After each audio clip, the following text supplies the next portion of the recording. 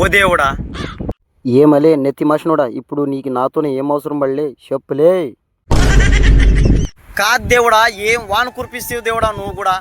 నువ్వు వాన కురిపించేవని మా ఊర్లోన సగం మంది రైతులు సంతోషంతోన భూమిలోన పత్తి గింజలు పెట్టుకొని ఎదురు చూసుకుంటూ కూర్చున్నారు దేవుడా. నువ్వు వాన కురిపిస్తే పత్తి గింజలు మలుస్తావి, నువ్వు వాన కురిపిస్తే పత్తి గింజలు మలుస్తావని నీ కోసం ఎదురు చూసుకుంటూ కూర్చున్నారు దేవుడా. మేము కూడా సగం మంది రైతులు ఊర్లోన బాధలు కొట్టుకొని రెడీగా గెట్ ఫోప్లకు కూసుకునే దేవుడా. నువ్వు వాన కురిపిస్తే భూమిలో పత్తి గింజలు పెట్టాలా, నువ్వు వాన కురిపిస్తే భూమిలో పత్తి గింజలు పెట్టాలా అని మేము కూడా ఎదురు చూసుకుంటా కూర్చునేం దేవుడా. కురిపి దేవుడా వాన. కాదలి ఏమో సేద్దాలు చేసుకుంటారులే అని చెప్పి నేను వాన కురిపిస్తే, మరీ వెనకనే కొద్దిగా భూమి సలవబడాలని మరీ వెనకనే వాన పడితే మీరు డైరెక్ట్ ఏకంగా బాది కొట్టుకొని పత్తి గింజలు నాటుకుంటారా?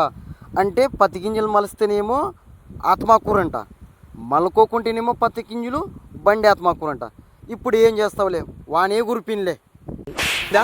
బాగైందా? ప్రతిదానికి ఓవర్ ఎక్స్ప్రెషన్.